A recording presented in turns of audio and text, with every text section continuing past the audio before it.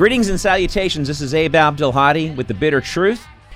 Tonight, my guest is a very, very good friend of mine, veteran stand-up comedian, voice talent, actor, author, award-winning short filmmaker. He has performed professionally since the age of 17 in everything from movies to sitcoms to Vegas showrooms. He's been a protege of Dawes Butler, if you know who that guy was. He was the king of voiceover. He did Huckleberry Hound and Yogi Bear. And Joey Camen, my guest tonight, has provided voices for numerous cartoon shows, commercials, video games. His new book, Laughing Through the Pain, Stories from the Trenches of Hollywood Stand-Up Comedy and Beyond, was released in September 2017. His first book, My Life with Snoopy, How One Shelter Dog's Love Changed a Man's Life and Other Tales of Adventure, was published in 2013. Joey Camen lives with his wife in Los Angeles. Her name is Wendy. And Joey, welcome to the show, man. Hey, Abe, great. Thanks for having me on. I appreciate it. Hey, I appreciate you doing it. Hey, so, we talked about a couple things earlier in the week, and I wanted to kind of pick your brain a little bit. I know, among other things, obviously you had a really prodigious stand-up career, and I want to get into some other things that we talked about, but I want to talk to you about your stand-up quite a little bit, too, as well, because I know you performed with the likes of Jim Carrey and Richard Pryor, and you performed with Robin Williams and Jay Leno. You were just like this kind of protege Bill Hicks type guy, like right out of high school. You moved from Detroit and came to LA and just did it on your own. You didn't have any trust funds or any of that nonsense, and you just jumped in and started making a living. Just talk about that, man. Yeah, I mean, I lived I talk about in my book, I had a very abusive childhood. My dad was kind of a dick, and I planned at 15. How many kids do this? I mean, I made plans at 15 to move to Hollywood at 17, and I followed through and did it all on my own dime, all on my own money. Drove out in a van, didn't know anybody. And within 2 weeks, I was performing at the Comedy Store. I had been on stage only 4 times in my life, and Mitzi Shore, the owner of the Comedy Store, just passed away. May she rest in peace. And we're having a memorial for her on actually next Sunday, the May 13th. It's invitation only.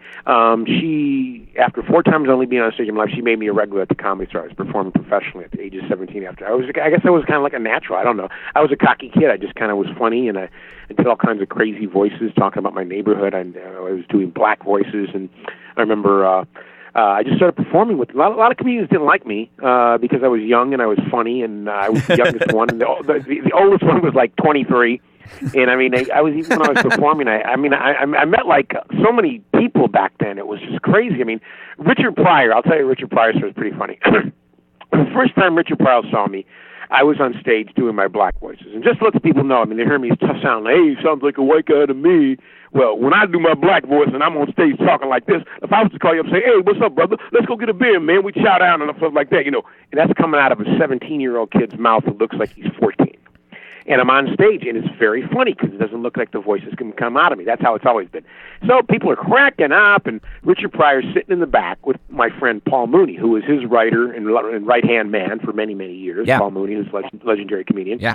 So Richard turns to Paul and goes, who's this motherfucker? Al Jolson's son? And he wants to beat me up. He wants to kick my ass. Actually, I was 18. I had only been in comedy about 10 months then. And I was 18, and he wants to beat me up. And he was probably high on coke anyways. And Paul tells him, no, Joey's cool. He's a friend of mine. He's all right. And he's flipping out, and so did you do something? Did you do something offensive? Did you No, he didn't like to hear a white kid talking like a black guy. That was accurate. It was okay for him to go on stage and make fun of white people and talk like, hey, I'm the white guy, right? It was okay for him, but to see it and getting big laughs and everything, right. He was beside himself. Okay, so Paul calmed him down, and then I met him, and he was very nice, and And over the years, I had become friendly with him. He liked the bit I did or something. He goes, "That was funny, Joey." It was, this is back in that was 1975. He was famous, wasn't that famous, right. And everybody had respect for him and everything. But and I actually ended up being on his TV show called The Richard Pryor Show. It was the first gig I ever had. Okay, got me into into After and all that, and it was that God. Robin Williams was on that show. Marsha Warfield, Tim Reed. Whoa. Robin Williams.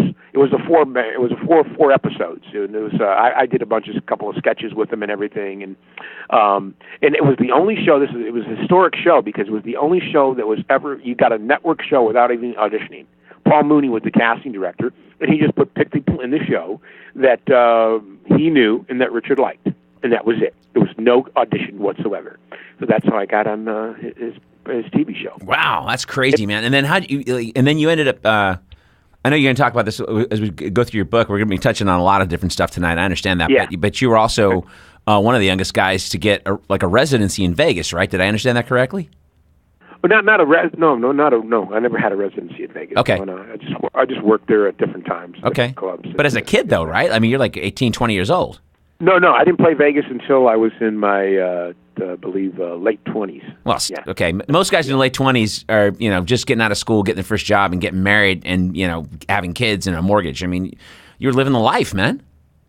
I guess it's really weird. It's like looking back on it and everything. It's like I just looked at it as normal, even though it wasn't normal to most people. They would have given their their left testicle to work at the Comedy Store, and I was like performing there all the time and doing gigs and all that kind of stuff. And it was like to me, it was just normal. I didn't really have much of a life outside of that. Right. It was your career. Yeah. It was your career, right? So like most people get they get a career, and you kind of get around the people that are in your career. And I've had a few careers in my life, and it's like when I was in bands, that's what we did. When I was in the record business, that was my day job, and the bands was my night thing. And then, I worked in a film company for a few years, and that was, I hung out with those people. And then, I got into my day job now, about 15, 16 years now, and, it's just those people. Now I'm in Austin, I golf with, employee benefit guys. That's my day job. So it's just like, that's what we do. And it's the same thing with you. It's just that you had a higher level of those people. I mean, we played with a bunch of cool people, but I didn't know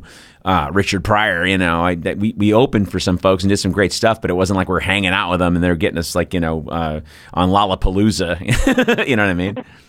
Yeah, well, no one ever got anybody gigs, really. I mean, no one ever really gave me a gig. I mean, Paul Mooney did once. Paul Mooney once one of the first paying gigs I had also was driving up to him went up to San Francisco and did all these one-nighters and everything, and he got me that gig, and we stayed at his mom's house in Presidio Heights or wherever it was he lived, and all that kind of stuff. And people that know Paul Mooney, he's like Paul is actually one of the nicest people I'd ever met in my life, and his act is like, if your listeners know who Paul Mooney is, it's radical and it's racist and you know what? He's nothing like that. No, he isn't. No, he's not. To me, he was just like the nicest guy, and it was all an act, really. You know, I mean, you get frustrated and angry like a lot of comedians and everything, but he was brilliant and he was nice. And he really is a man of his word. Like if he said he was going to put you on a show, he would. Right. And a lot of people don't know that side of him. They just see this angry comedian who's saying, the N-word 100 times in his act. Well, people too, they got kind of their head up their ass. I mean, we just saw this White House Correspondents' Dinner, everybody losing their mind over Michelle Wolf, and I'm like, what? How far is that stick up your ass? Why don't you go see a doctor, have it removed, and then ask a shrink why it was there in the first place? Are you that fucking sensitive that you can't take a few jokes? And by the way, she was telling the truth. You know what I mean? And personally, I think we need to get rid of the White House Correspondents' Dinner. It's too much of labor golfing with management. You know what I mean? It's like you guys are supposed to hold their feet to the fire. And if it takes a comedian to make you guys wake up and to show what a bunch of nothing CNN is and the Democratic Party is and what a bunch of fucking yay bobs the Republicans are, and you guys are offended by that, well, fuck off, man. Well, people get offended by everything. A lot of comedians don't even want to do colleges nowadays because colleges are, everybody's so politically correct they can't say what they got. In the 80s and 90s, you could say whatever you wanted and not have to worry about it. Now, like, everybody's fearful that they're going to offend some poor soul. Well, then don't go to the show. It's comedy. It's called comedy. And frankly, there's not much you can't make fun of, so... Right, yeah. Don't go. And comedy's subjective. There's a lot of people I don't think are funny that a lot of people think are funny. Right. Guys I think are funny, someone might not think is funny. And I'm not a big monologist guy. There's very few monologists I like, and the kind of comedy that I like has always been characters. People that do characters. Sure. And there's not that many people that do that much anymore. Back in the old days, it was Pryor. It was my idol who I actually worked with a little bit was Jonathan Winters. I don't know if your audience is too. I was going to say, stop for a hot second and tell people who Jonathan Winters is. They don't understand. I mean, I'm 54 years old. I remember when he was on TV, he had his own shows, and that guy was brilliant. And I'm not kidding. When I remember when I first saw Robin Williams on Mork and Mindy, or on Happy Days, actually.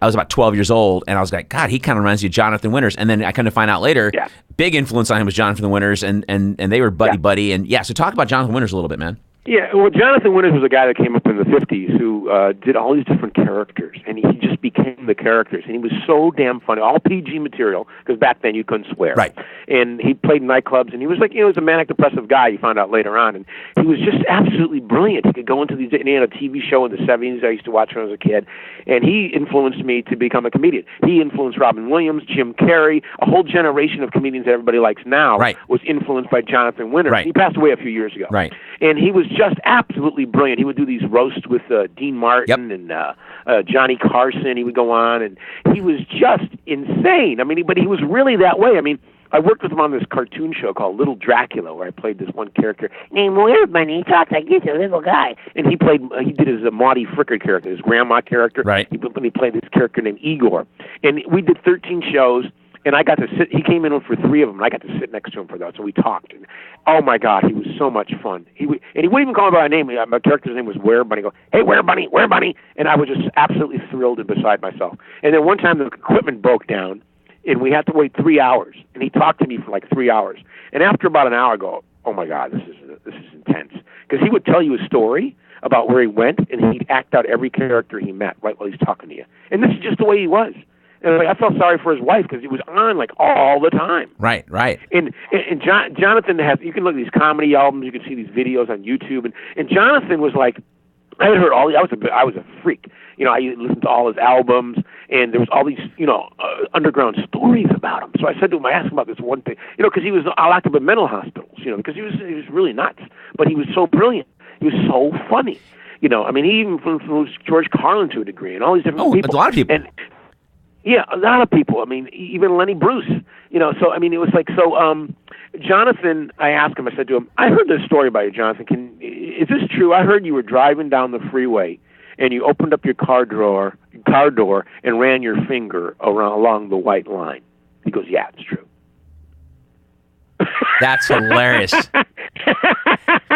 And then he was put in a mental hospital, and he goes, "Yeah." He would talk about it too. He goes, "Yeah, I was in there, and I was making little straw baskets." Well, I mean. And real quick, Joey, do me a favor. If you could back off your mic just a little bit, because it's kind of bouncing into. Yeah. Okay. I'm sorry. Okay. How's that? Is that better right there? Much better. Much clearer. Yeah. Yeah. Sorry about that. Go ahead. And I'm sorry to interrupt you. Continue. Yeah. Jonathan said he said he was in there weaving little baskets. That's what he would do. That's funny. Well, and that's the thing too. Is like, when people talk about, I just don't. Like you said a second ago, when people say things like, "Well, if I'm offended," then don't go to the show, man. I mean, Chris Rock about 20 years ago when he had that first special, that big special, "Bring the Pain." I actually had the DVD for a while before I loaned it to somebody, never got it back. And there was this great bonus interview for about a half an hour that he was doing with some guy from Ebony Magazine. And he made a really brilliant observation. He was talking about how Lenny Bruce was crucified in the courts because none of his shows were videotaped. So, and 2/3 of the time he was tried in absentia. And so Chris Rock's point was, you get some cop who's not a comedian getting up there going, then, Your Honor, he proceeded to say cocksucker. And then the jury's like clutching their pearls and going, "Oh my God, I'm so offended." And they would convict him. And so when Chris Rock was doing his bit Niggers versus Black People, and everyone was like freaking out about that, and he was playing these colleges, and the black colleges wanted to have him come on, and then the student body would freak out saying he was Uncle Tom and this and that, and then the dean of the school or the president of the school would watch the video because Chris Rock had the video, so he'd watch the special. He's going, he ain't being racist, he's making an observation. And so Chris Rock was talking about how lucky he was that if it wasn't for video, he would have gotten crucified a lot sooner, a lot earlier, and his career probably would have been done like the way Lenny Bruce's got finished in because of idiots and no video and no point of reference except for third party testimony by people who are not comedians taking everything out of context.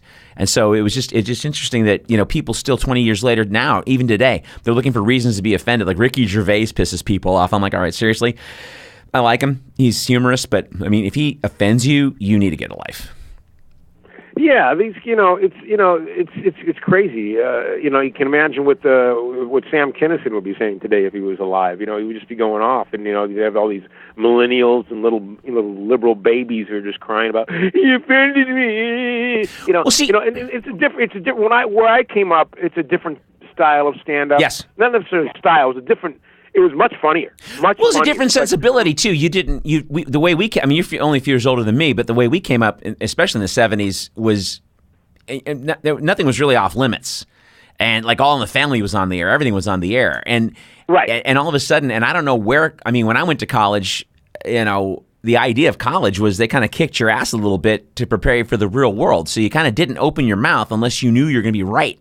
And if you're going to raise your hand and say something, especially if you had like a politics class or an international marketing class where you're talking about world events and geopolitical things, you better know your shit, even at 20, 21 years old.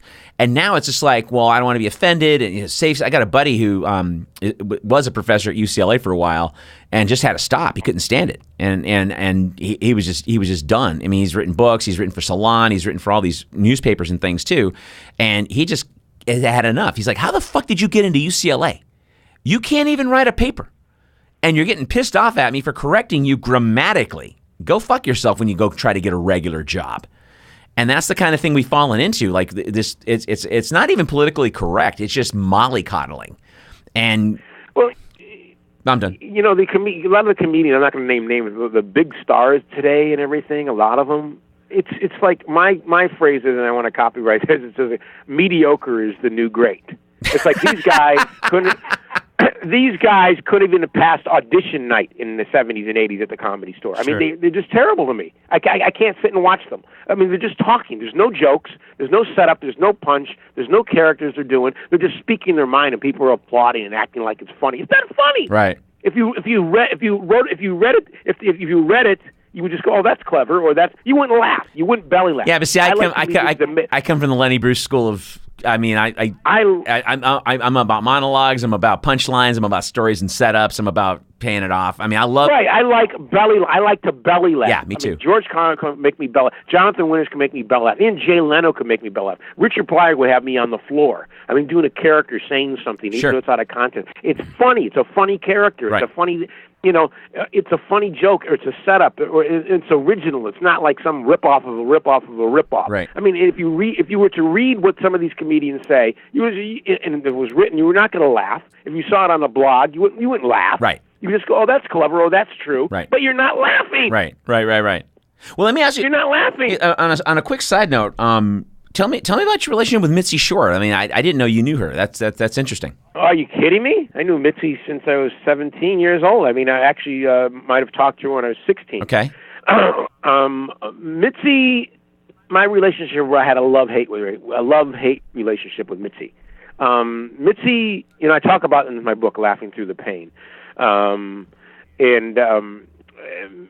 met Mitzi, I came there when I was 17, and she made me a regular at the Comedy Store. At the time, she thought I was funny. If she didn't think I was funny, I would have been on that stage. Right.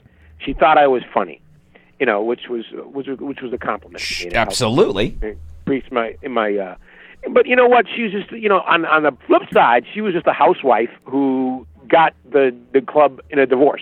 And she was, okay? I didn't know that. All right, that's what it was. That's funny. She's got, 4 kids, okay, who got the club in the divorce, okay? All right. It wasn't like she was like this comedy queen, but they made her into what she is. And she, and it was her opinion. I mean, she would, she was mean to me too. I talk about all this in the book, and her kids and everything. Not too many of her kids, just one of her kids that I talk about. But she's had 4 kids, and I'll probably see them all next Sunday at the memorial, which they said is invite only. So if people show up, it's going to be. Well, look at you, all fancy pants, invite only. I guess you're going then, aren't you, Mister?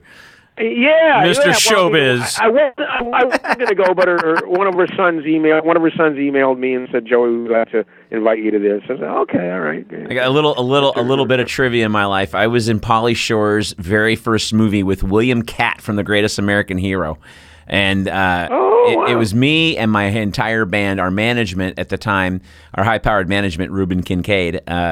They knew Miles Copeland and his company IRS Releasing was doing these films, and this went straight to TV, and we made a couple of dollars. They asked us to write a fake joke heavy metal song called Aneurysm. So my singer wrote this song lyrically, which wasn't very much. It was just, I want my aneurysm now. That's all it was, over and over and over this really bad impersonation speed metal. And so the joke, the plot of the movie was Pauly Shore was a bass player in a wedding band, and he was unsatisfied because he wasn't satisfying himself artistically. And William Katt is trying to talk him into coming back to the wedding band. So William Katt's character shows up to the garage where we're there, dressed in these really crappy clothes, and we've been jamming this song for a while, and it's like, and they got these really bad close-ups of all of us, and it's like 90. Not even 90 seconds, and then it cuts to Pauly and William Katt, arguing about the band's future. Well, I'm sure you have that on your demo reel. Actually, I do not. It's it wasn't even, this is before straight to video was even a term, and so it went straight to the afternoon movie on Channel 5 at 3 in the afternoon. So that was it was cool. We got paid for it. That was all right. But that's my little brush with Pauly Shore. That was kind of funny. Yeah, well, Pauly grew up with his mom owning the world's most famous comedy club in the world, so, he wanted to be a stand-up. The rest of the kids didn't do that, But Mitzi, I had my ups and downs with her, she did let me work in Vegas. I'm grateful for what she did for me, even though she could have done more, or she would just be mean sometimes. She'd just say real mean things and treat you really badly, unless look, she's a businesswoman. And it was like, if you could do something good for her, the more famous you were, whether she thought you were funny or not, you'd get on the stage. Right. Right. So it was just a business idea. I didn't learn that until I was later in life. I probably worked there longer than I should. I worked there over 25 years. And I was there all the time performing, all the time. Sure. Seen by people, and a lot of gigs came to me through that, So, I'm grateful for what I got from that, But it was just my fault for staying too long and not learning to branch out. It's called show business. I was more into the show and I'm an artist. I was more into the creative end of it as opposed to the business side of it. I didn't know the business well. And some people, performers, know business better than they know show. Right. Like you'll see like a mediocre guy, and he's just like all over the place making millions of dollars. Well, how does he do that? Well, he knows marketing. Mm-hmm. He's got a team behind him. He might not be the funniest guy in the world or girl, but you know what? They know how to market it and make the money. Well, look at Dan Cook before he went off the rails. I mean, that guy to me was one of the most mediocre comics in the history of ever. And girls liked him because I guess he's a good-looking dude. He was actually a better actor. Yeah. I didn't mind him in movies. In movies, he was okay. He was a pretty funny guy when other people wrote for him. But when you'd watch his stand-up, I'm like, okay, there's no jokes. There's no jokes. And then especially when you're finishing the joke in your mind before he gets to it, I'm going, that's not my job, dude. Your job is to surprise me. Your job is to surprise me. And I got to hand it to him though. He knew how to market. Yes, he did. I mean, he spent his. I heard a thing where he spent his only $25,000 on a website before everybody was doing websites and marketing. Yes. Stuff. No, he's a smart guy. Yeah. I don't know him, but I know people that know him and they say he's just a sweetheart. I hear he's a really nice guy, and he had a hard time. His dad died at the same time as his brother ripping him off, and his brother was managing him. So it was shitty, man. And so I mean, I don't begrudge him that, but I mean, it's not called show friends. It is show business. And I remember when I was a kid playing in bands and stuff like that, it was like, I was that guy. I was kind of the dickhead. So, because if I didn't, then people would take advantage of us. And I worked in the record business also. And the reason I got a job in the record business was to have connections to hopefully get a record deal. And so, we did some stuff and we kind of went far as we could probably. And maybe we went a little too long in the tooth. I don't know. But, we took it to its natural end and I was happy with it. And I got a couple of other bands. But with that situation, I was about 23, 24 years old. And I've been reading Rolling Stone since I was like 11, 12 years old. So I knew the horror stories. I knew the bad fingers of the world and stuff like that, where if you sign the wrong contract, you're just fucked. So when people would come along, hey, we're going to do this, going to do that, I go, that's awesome. A free trip? Great. What the fuck do I need a free trip for? Do you have distribution to put a record out if we make one? It's like, you're going to pay for the record. Awesome. Are we going to have an album? Or is it going to be a bunch of CDs in my house? That's not distribution, And I know. You really have to have lawyers and money. I would just be too cheap to want to do that stuff. But looking back at it, I don't regret any of it. No, I just don't. Well, I don't regret any of it. Regret's a fool's errand. To me, it's all learning lessons, and I still learn. And hey, look, it's just the way it is. I enjoy what I do, and now I do more voiceover. Than anything, work doing video games and commercials and things like that. It's a lot of fun and doing the character voices, and a lot of it I can even do from home. I have my own little home recording studio. See, and that's the thing I was going to say really quick. I mean, a quick point, and then I'm going to kind of ask you a couple more questions here. But but that's that's the issue I've got when people actually go to the trouble of regretting things. I'm like right now I'm sitting here talking to you, right? And known you for a lot of years, and just how I met you, I would never have met you if certain events in my life didn't transpire to that I was working where I was working when you and I met in the 90s. And it's like before that, things happen. And, so all these decisions, I can count on one hand the amount of things that I actually regret, and they mostly involve like, a friend dying and I should have gone on that last day, but I kind of got faked out and, thought he had another week, but he didn't. And then he died, that kind of thing. Those are the things I regret. But like, sitting here in this moment, everything that got me to this moment to get to Austin, Texas the last 3 years, I don't regret any of it, man. It's just part of the experience. And I would actually do it again. People go, would you do it again? Yeah, I fucking would do it again. Maybe a couple turns here and there. But then those turns wouldn't put me right here in this moment. And that's all you got is this moment. Yesterday's gone. I can't go back in time. Tomorrow, I have no fucking idea what's going to happen tomorrow. And it took me. I do wish I was smarter in certain things. Like I wish I would have been smarter in the entertainment industry about the business side of it. That I wish that I would have not necessarily wish, because you don't wish. I wish I would have been smarter in certain areas to excel my career better. But there's nothing I can do to go back and change it. I'm just smarter now. Sure. And that's just the way it is. What am I going to do? See, but wisdom. But that's that's the thing is wisdom is part of the wisdom is acceptance. You know what I mean? It's like, I wanted to be a gigantic rock star. I mean, the band I was playing drums in, we had the best singer in the world, man, coolest guy ever. We wrote some great songs. Cool dude, good heart, nice guy. Had a great stage presence. Everybody loved us, loved him. And when me and the bass player, Freddie Mercury, right? Yeah, it was Freddie Mercury. Yeah, I was Roger Taylor, and I just shaved off my mullet last week. So thank you very much. Thank you for noticing.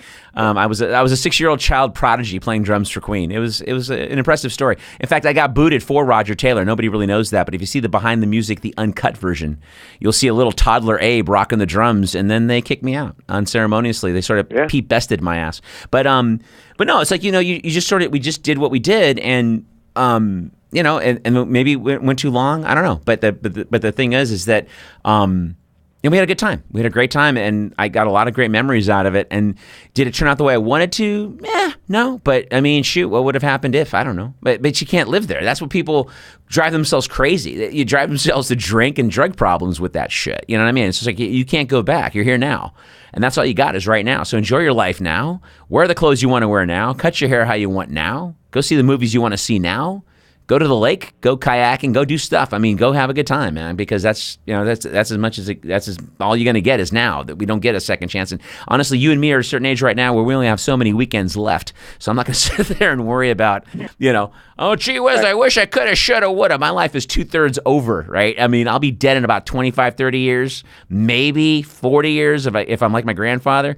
And beyond that, man, who knows? But hey, listen. Well, yeah, I've got good genes and I eat well. So, that was my next question, because I know you're vegetarian, or are you vegan?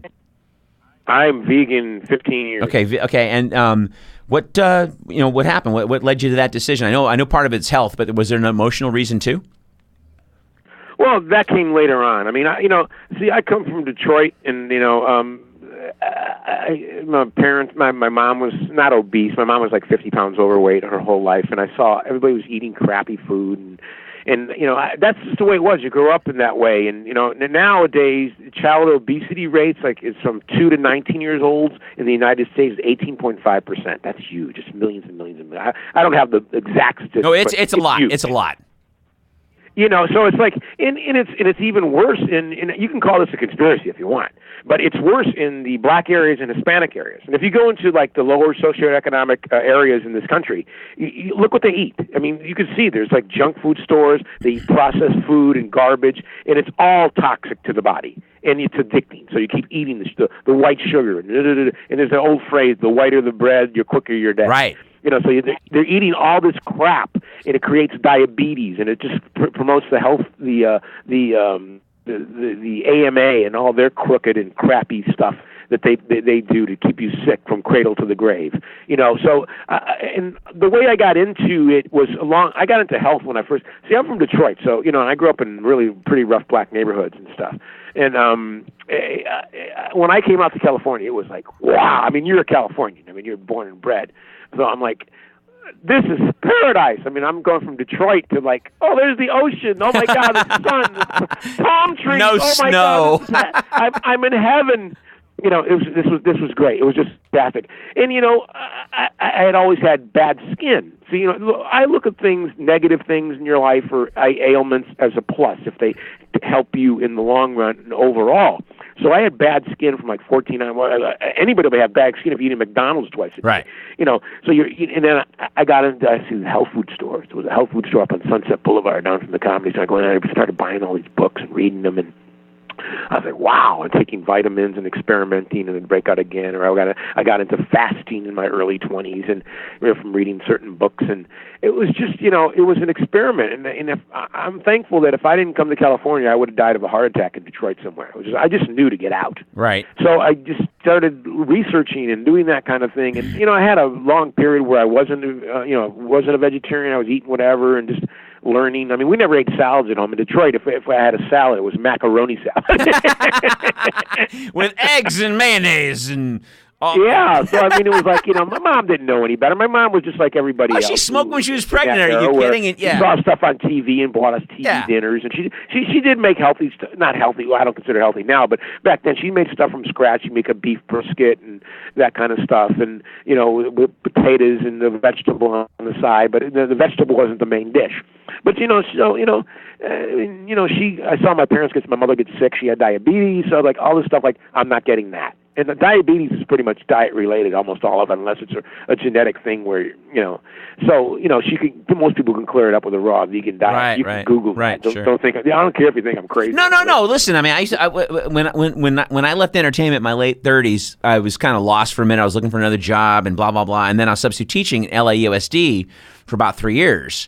And I went through school at LAUSD. And, you know, my high school had about 3,000 kids in it. We had 800 in my graduating class, something like that. And we might have had, maybe in the entire school, 1 or 2 people that might have been considered obese, right?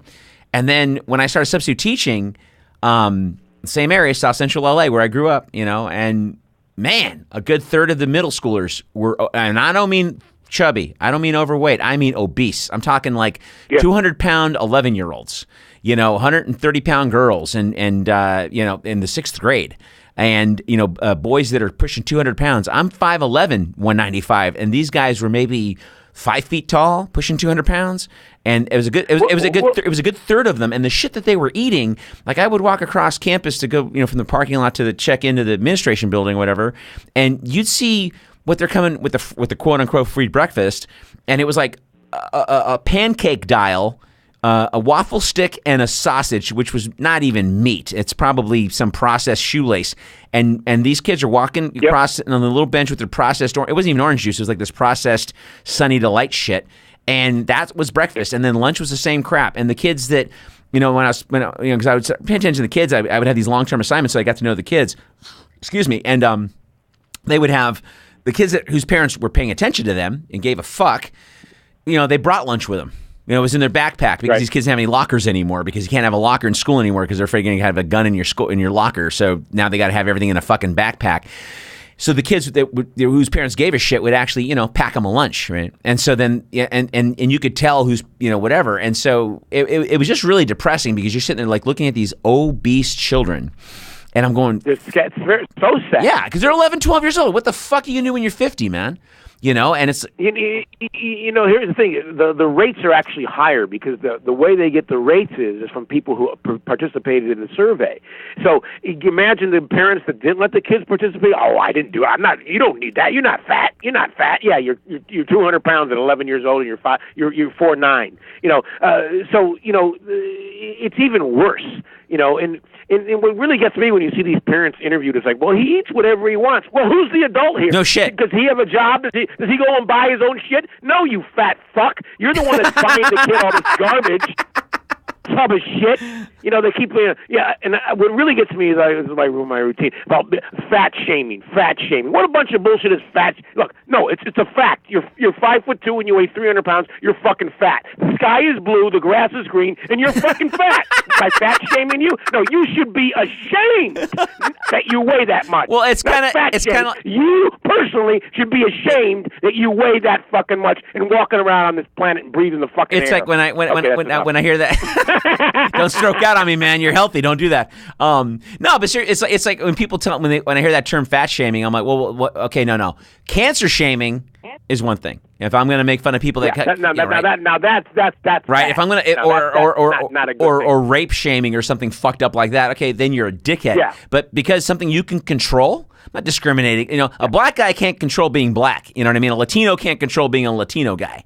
You know, if they're just Michael Jackson did. Well, you got enough money, you could do anything. But I mean, are you kidding? It's like that Dennis Leary joke. These people give each other new heads for Christmas, for Christ's sake.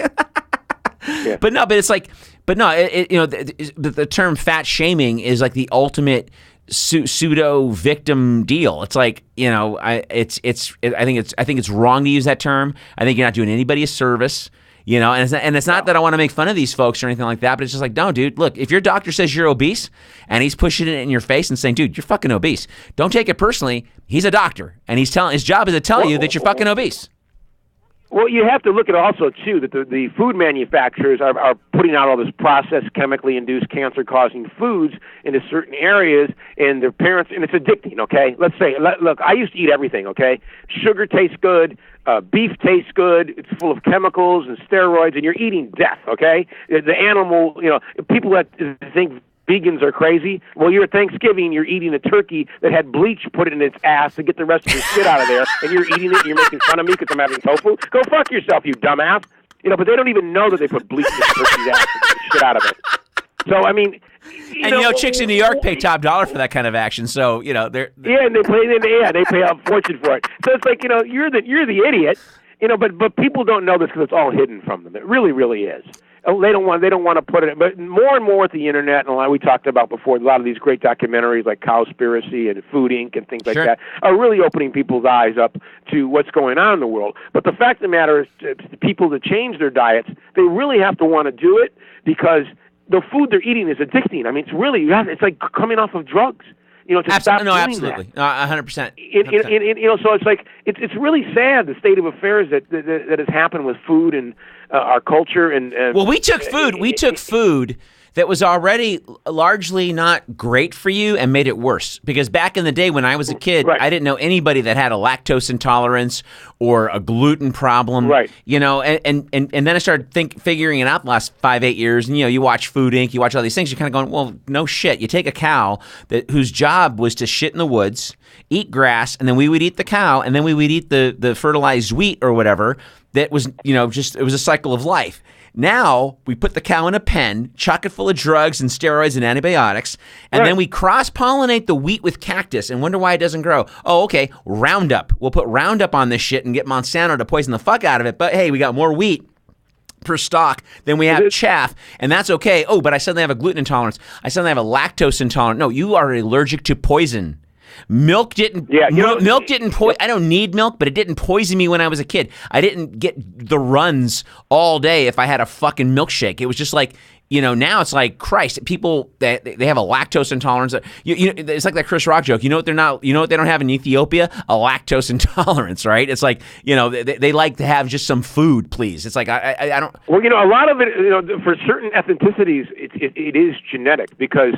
If you go into any Asian restaurant, there's no dairy products. Right, and that's their culture too. That's because they don't have the gene to process dairy. They cannot process dairy. And a lot of Asians who come over here and start eating dairy, they get sick. They get sick and they get huge, and they get obese. Yeah. And they get huge. Yeah. They become the size of a. I used to have this joke in my act where I talk about dating. I'm married now, but I talk about going to on the personal ads about. People lying about what they look like. And I'm petite. I go, yeah, for a Samoan. Yeah. So people are like, they have their deluded sense of self, and they just don't, look, I just think people need to educate themselves more. You have to educate yourself. Your doctor's not going to do it. Your doctors don't want to make you better, especially an AMA doctor. Right. A holistic doctor might, right. But not an AMA doctor. They're trained a certain way. They get about a dozen hours, maybe at the most, in nutrition, and they're going to tell you you're going to listen to this person about your health. And as they say, the Hippocratic Oath, which was Hippocrates, is thou shalt do no harm. But when you walk into a doctor's office, the first thing they do is harm, because what they do is all they want is insurance. And then the second thing is they prescribe these drugs that have like 20, 30 adverse reactions. Do you think they sit there and read them to you all day long? No, they're poisoning you, so they do harm the minute you walk in the fucking door. Well, so I don't trust any of these doctors whatsoever. Zero. I mean, if I got a gunshot wound, they may be good. But that's good. I'm in an emergency room, they can stitch me up. But as far as my health goes, no way. Do they want me healthy or going to make me healthy? You got to educate yourself. Well, that was the next question I was going to ask you. Do you believe that there's like big pharma and big insurance? Which, and by the way, I'm not one to think. There's two things in this world. There are conspiracy theories, and then there's conspiracy fact. Okay, and so when people sit there and go, "Oh, you're a conspiracy theorist," I go, "Yeah, maybe on some things, but there's some things I got some fucking facts on." And big pharma, that's a fucking fact. Pot's illegal, but I can buy heroin from Merck. I can buy heroin from the Sackler family, no problem. So my question to you, I guess, is: do you believe that there's a big agriculture conspiracy? Because I kind of do believe there is one. Oh yeah.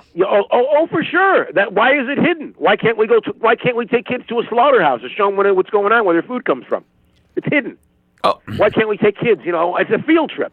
I don't want to go to the zoo. I want to take the kids to the slaughterhouse. Show the boys and girls how meat is made. Right. Well, it's funny. Okay, so I grew up in South Central, right? And in a town called Huntington Park, California. And anybody that I grew up with will tell you this. On Soto Street, one of the largest Farmer John plants in the country is in the middle of L.A. It's in the city. It's not out in the farm. It's in a city. And outside, the walls are painted these pastoral scenes of pigs, and guys throwing grain at them. And you drive by, and it just fucking stinks to high heaven. And God help you, if you're stuck in traffic on Soto, and this has happened to me easily 50 times in my life, if you're stuck in traffic on Soto or Gage, and it's August, and it's like 100 in L.A., and Farmer John is boiling, man, no AC will save you. You're just fucked. You are just fucked. It's the most obnoxious stench you've ever smelled. It's flesh. It's death. It's a death. It's flat out death. It's just like, yeah. So I mean, instead, when we were kids, instead of going to the Farmer John factory, which was not far from the Hostess factory, we got to go see how Twinkies were made because no one died making Twinkies. Well, my mom, I think another reason I'm vegan happened to me because subconsciously I saw these things as a kid. Mm-hmm. Like my mom, we're Jewish, and she liked kosher meat once in a while. We weren't kept kosher, we weren't religious, but she liked kosher meat because her dad was Orthodox. And so when I was 5 years old, she took me to this kosher butcher shop because she wanted kosher chickens. So she took me, and the guy took us in the back, this rabbi. Oh my God, they were killing chickens. And I was 5 years old. It's like, that's child abuse. And I look on the floor, and on those chicken feet on the fucking floor. Ah! I literally screamed and ran out to the sidewalk waiting for my mother. Wow. It was like horrible. I mean, and that was like, and it was normal to them. And it was like, it freaked me the fuck out. And I think subconsciously that's one other reason I became vegan when I think about those experiences. And too, and I remember when I was 11 years old, I read the book, oh my God, what was it? It's about meat, about the meat packing plants. Updike.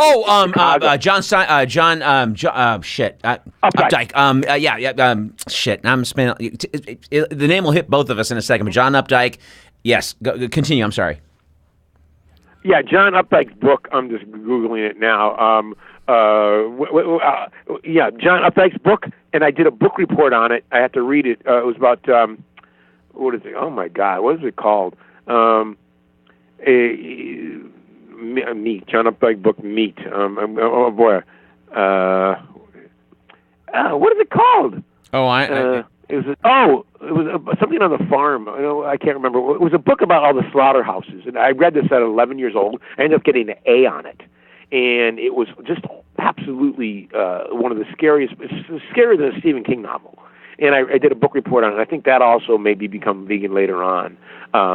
learning about that book. Do you remember the name of it? You know what? And I don't think it was John Updike either, because I'm as you're talking, I'm trying to Wikipedia it, and I got the guy who wrote The Witches of Eastwick, which was not John Updike. It'll hit me in a second. Early part of the 1900s, he actually ran for governor of New York, this author, and it's pissing me off that I'm forgetting the name, but that's just life, and so we'll continue on. But what are you going to do, right? So it's all the Diet Coke that I had for 20 years eating my brain away. But it was Upton Sinclair. Upton Sinclair. There you go.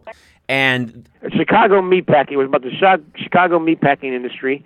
And I'm trying to... The Jungle. That's it. And he ran for governor, actually. And they quashed his campaign, but he was a popular guy, and he easily could have won. But yeah, and this was back before it was unpopular to be talking like you and I are talking right now. So. Oh no, this was like in the 1920s. Yeah, you didn't talk. This book was written. They gave an 11-year-old to read. It's a really good book. I mean, it's like the predecessor to all the books about the health food industry and how that, and it's brilliant. Yeah.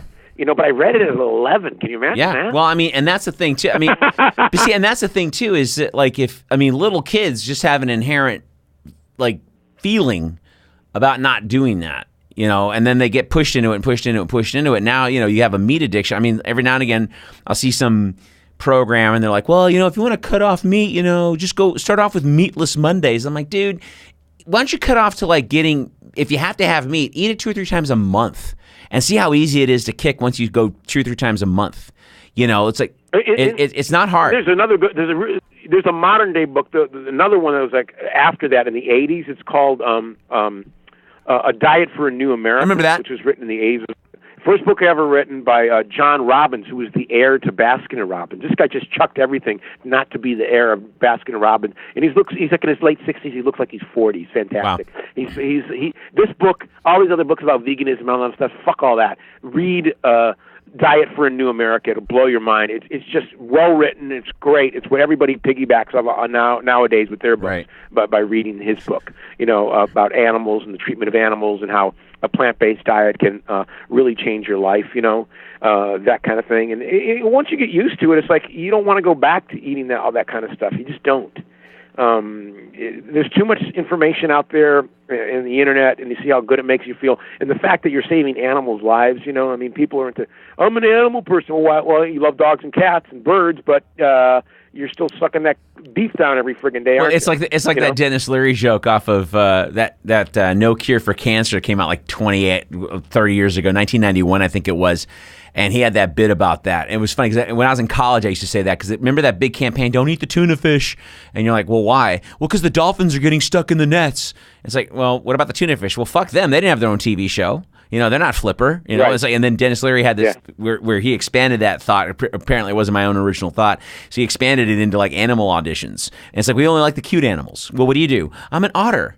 Well, what's your thing? Well, I like to swim my back and do cute human tricks with my hands. Oh, okay. What do? I'm a cow. You're a baseball glove. Get on the fucking truck. But I got rights. Your jacket and your sneakers. Get on the fucking truck right now. It's like, and it's we don't kill the dog. Oh, my dog. I love my dog. But we'll kill the cow. Or, we don't kill cats, but we'll go, depending on the country. But, we'll go ahead and. That's right. But well, in China, they have that dog festival every year. They kill 10,000 dogs and roast them. Can you imagine having to see that? Because, this is the way we grew up here, but that's the way they live over there. Not all of them. There's a lot of. Oh, my dad slaughtered animals on a regular basis before he started having strokes, and so he never let us frat. Oh my God! My dad's an Arab man. He's a full-on Bedouin shit kicker Arab. He is like from the equivalent of Mississippi. My dad's not from. My dad is from, just outside Ramallah in the West Bank. I'm talking farmer, 14 kids, shit kicker. Kill your own, you do it halal style and all that shit. So he would go to the fucking farm. This is how fucking crazy my father was. So he'd go out to the farm, pull the back seat out of his Oldsmobile, and get a live lamb. Okay? Oh, no, no. Oh, yeah. And the lamb was in the back seat of the fucking car.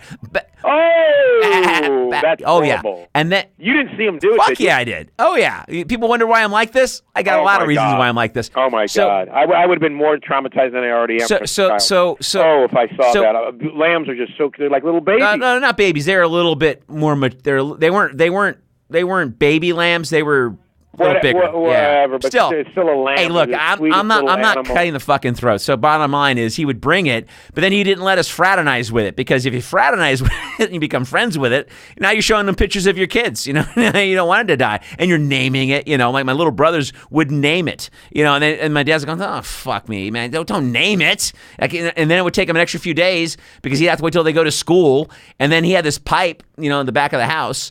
We lived in the suburbs, and he would have this pipe attached from the fence to the house and a pit, to do all the stuff, and he'd string it up by its ankles and do the thing, man, and do the humana. Dad killed Ursula. Yeah. Oh, yeah, absolutely. What happened to Vivian? Oh my God, Vivian. Oh my God, he traumatized the kids. Okay. The best story of that shit I have. I remember this is the first knocking heads with my father. And my questioning of quote unquote what a man was, because you learn what your man is from your dad, right? Okay. So I'm 9 years old. It's summertime. And my dad's like, come on, we got to go to this farm. I'm thinking, oh, cool, I get to go to the farm with my dad. So my dad and his older business partner guy, who pretty much didn't do a whole lot except for work with my dad, but he was a pretty lazy dude. We go to this farm. It's July. It's in Hemet. It's in the desert. It's fucking hot. I'm 9. I could be playing outside with my friends. No, I'm in this hot as shit, and I'm in this corrugated tin shack. Okay, and I watch him kill a goat. Oh, I thought you were saying he was a Mexican. Yeah, no, well, your dad's not part Mexican. He could have killed a Mexican. No, he killed a goat, and then I was totally trying to stomach it through, grit it through. I'm 9 years old, and then he starts pulling the intestines out. Oh my God! And you got to pull them out. You got to be careful about that, because if you don't pull them out careful, they break. And this one broke. It popped. And we're in 103-degree tin shack heat. It's like farting in a car with the heater on. All of a sudden, and the gas filled this. It was just like being in an oven. And I started convulsing. And I went outside and I started throwing up. And my dad followed out after me. And I swear to God, this is right out of a Woody Allen movie. He goes, what's the matter with you? You're not a man? And I turn to him after I'm wiping my chin from barfing, and I go, no, I'm not a man. I'm 9 years old. I'm 9 years old. I could be playing with my friends right now and riding my bike. I'm watching you kill a fucking lamb. I didn't say fucking because I would have got hit for it, but I was just I'm watching you kill a goat. And it was just this whole argument. And his business partner's cracking up because it must have been this scene, this 9-year-old arguing with his dad, who's sounding like a neurotic New York Jew, about watch an animal be slaughtered and you're not man enough to handle it. So I sat on the log with this guy watching him smoke his cigarettes, and we talked for the next hour or so while my dad was prepping the goat to put in the igloo, to take it home to keep it in the freezer and eat it. That's just what he fucking did. And he started having strokes, and he found a farm. Yeah, and I thought I was traumatized by looking at a chicken foot. Jesus Christ. I'm talking some serious Bedouin shit, man. I mean, seriously, my brothers and I always make this joke. If it wasn't from our mother being Brazilian, we're 6 degrees from Al Qaeda, man. I could be blowing up shit right now. Seriously, my mother kept us sane. She kept us in the West. Yeah, I mean, at least imagine if your mom was like your dad, you'd be full out terrorist, dude. Abdelhadi. Oh shit, are you kidding? Oh, I'd have been dead 20 years ago, and they would have had a picture of me in the living room. And yes, he went to go be with Allah and 72 virgins. I mean, my dad's a fucking Bedouin. I mean, I learned a lot of good stuff from him. But did your dad like Americans? He had an ambivalence. He liked them.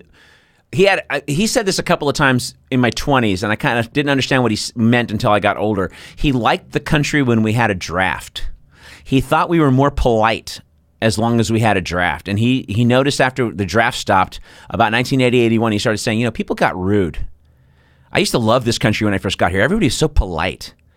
And now everybody's rude. He goes, I think it's because y'all don't have a draft anymore.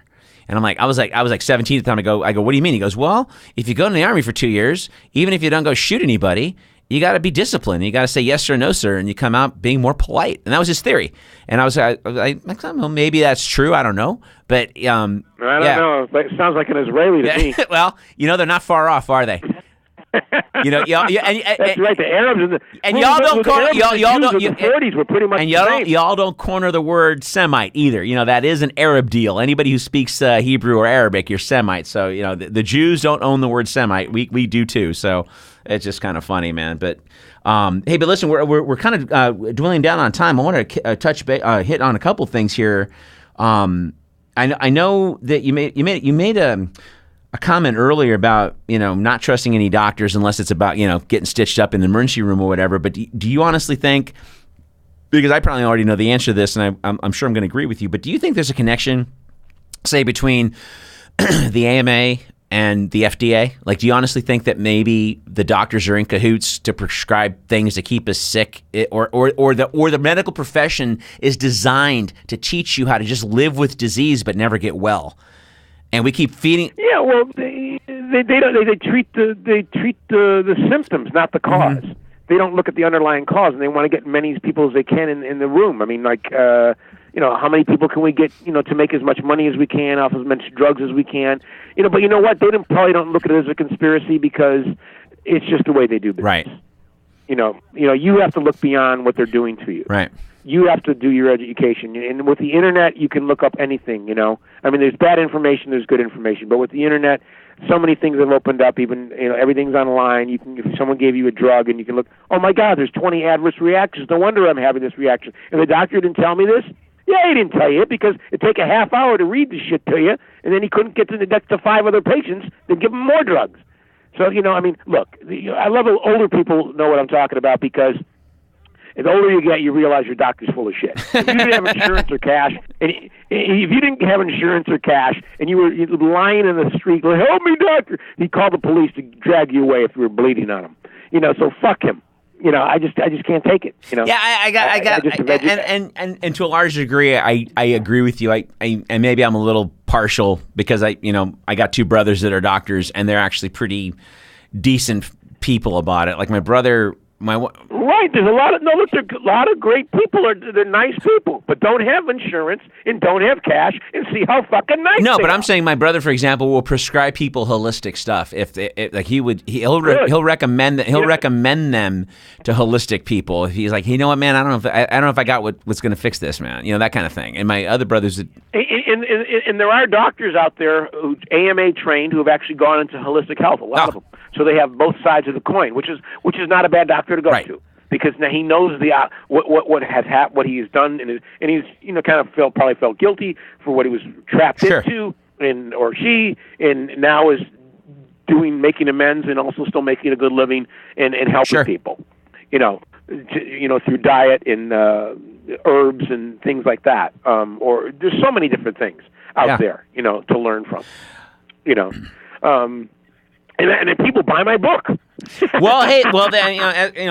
Listen, I hate to sound pluggy, man, but My Life with Snoopy and Laughing Through the Pain, those are 2 books by Joey Camen. He's been my guest tonight. I know we touched on a few different things, and that was sort of the idea. I wanted to get somebody on that could talk intelligently about these things, and he's got an incredible background that I thought people would get a kick out of. So there you go. And most of what we talk about on this show, you guys, is all about just a little bit of enlightenment. I'm not a expert in any field. That's why I bring folks on. I got an opinion. I read probably more than the average bear, but the point is that we need different perspectives. We've got a corporate bot media, and the internet, as big as it is becoming smaller, almost as small as the media, and they are demonetizing, and they are doing things to very progressive voices out there that is not a healthy thing, and not a healthy thing for a democracy. So anyway, if this stuff makes you uncomfortable, it's supposed to. Sleep tight. Good night.